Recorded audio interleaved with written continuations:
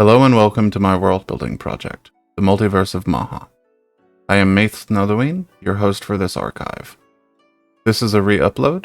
The first video I produced had some severe sound quality issues, so I bought a new microphone, and I hope this one is more bearable. This video will be a brief overview of the history of the Multiverse of Maha project, as well as the things which inspired me most throughout its creation.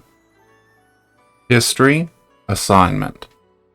The Multiverse of Maha first started as a school project in 2006 or so, when we were given the assignment to create a fictional culture and write a report about that culture to prove that we knew what the various elements of culture were. I was greatly intrigued by the idea, but at the time had absolutely no knowledge about world building. As such, I did too much work in some areas while completely skipping over some of the others.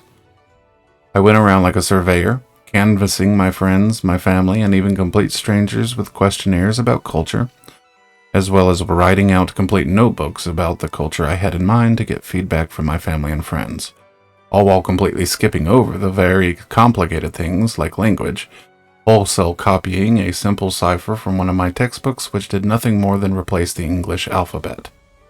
Eventually, I aced the assignment and moved on to the next stage of my project, which I call the clan. The clan stage.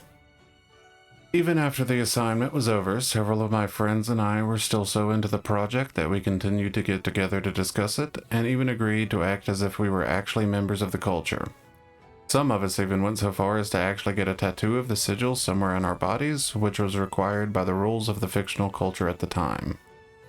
At one point, we actually had an investigator called in to investigate us because during this time I was doing my first real attempt at conlanging, and some of the other students in the school were too superstitious for their own good, reporting us for everything from Satanism to terrorism because we were actively using the conlang whenever we had the chance, in both written and spoken forms, which the students in question could not understand because it wasn't in English.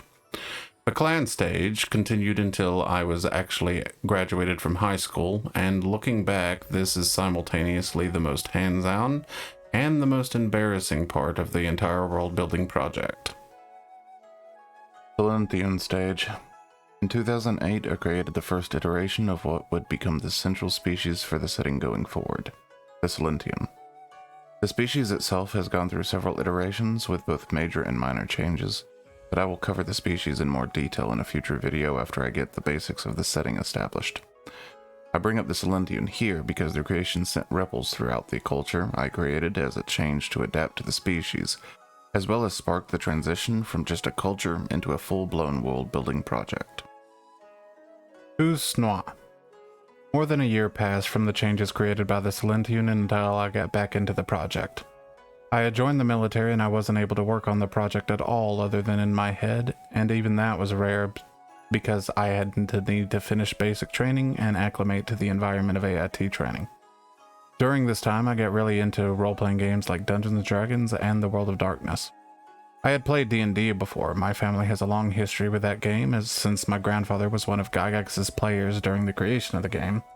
But despite that history, I had never played any other role-playing game, not even the D&D offshoots. Playing these games and going on adventures with my buddies in the military filled me with all sorts of ideas, and I tried various projects during this time. Everything from creating my own RPGs to writing a companion novel to help me flesh out the world building. The companion novel is the only one still being used, and it is not published. It may never be, since I write it more for world building rather than to tell a story. But it follows the namesake of this channel, Maith Nadaween, over the course of creating the Silenthian species, their Nadaween culture, before expanding into Myoma and exploring the rest of this setting. Discovering world-building YouTubers. Sometime later in 2018, I discovered world-building channels like Artifexian and Bliblaridian on YouTube entirely by accident. I mention these two specifically by name because they had the most influence by far, with the former focusing specifically on scientifically accurate world building, and the latter specializing in conlang and spec evo. Because of the discovery of these channels and others like them, I actually completely rebooted my world building project to make it more realistic, or at least as realistic as a world with magic can be. Also of note, though his channel is not a world-building channel, Isaac Arthur's YouTube channel on science and futurism also inspired me due to things like megastructures and the impact of advanced technology on civilization. Becoming a YouTuber. Since the reboot in 2018, I have been working on the setting off and on. Sometimes drawing something, sometimes adding to the archive on World Anvil, and now that I've finally decided to become a YouTuber myself, to archive the Multiverse of Maha here. During this time, I have been redoing the World Anvil archive, as well as following Artifexian's latest series where applicable, so that while the world is, and probably always will be, a work in progress, I nonetheless want to share it with others, especially those who inspired me. Inspiration. The Multiverse of Maha is mostly inspired by two things: the genre of Chinese fiction called Xianxia, and the Final Fantasy franchise. These two things have molded the entire appearance and theme of the setting. I believe most people are already familiar with the Final Fantasy franchise, so I won't go into that one in detail here, but I will cover Xianxia since that's still a rather niche genre. In addition to those two, the genres of fantasy, science fantasy, and sci-fi have also inspired me. Xianxia.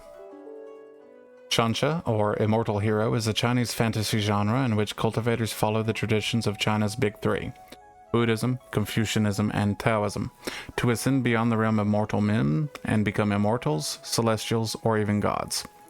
They do this by absorbing energy from the world around them, training various techniques, meditating on the laws of the universe, and adventuring in general.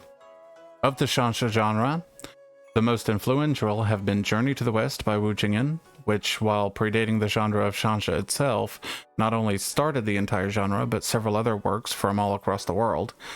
The fantastic works of Ergen, including I Shall Soul the Heavens, Renegade Immortal, Pursuit of Truth, and A Will Eternal, as well as great works by IET, including Desolate Era, Stellar Transformations, and Coiling Dragon, as well as several other works from many different authors. You can find most of them on Wuxia World, link in the description below. The genres of fantasy, science fantasy, and sci-fi. Beyond the Final Fantasy franchise, which despite its name would be the science fantasy genre nowadays, several other works from these genres have inspired me. Some of them I've already briefly mentioned, but the list includes many: Dungeons & Dragons, Pathfinder, Shadowrun, Warhammer 40k, StarCraft, Star Wars, The Korean Chronicles and the Imager portfolio by L.E. Modesett Jr., and many other works which have given me ideas here and there. The first two games, and the works of Modesett especially, have changed the magic system, while H.R. Geiger's Xenomorphs, Warhammer 40k's Tyranids, and StarCraft's Zerg have all heavily influenced the Silentian species throughout all of its iterations. I'll end the video here. For those interested, there are several links in the description below, including links to the World Anvil archive, the Multiverse of Maha Discord server, the YouTube channels for Artifexian, Librarian, and Isaac Arthur, as well as Wuxia World. I also have a link to my Patreon page for anyone who would like to support me in the future. This has been Maith Nadween, and I'll see you in the next video where I'll cover the overall structure of the Multiverse of Maha itself.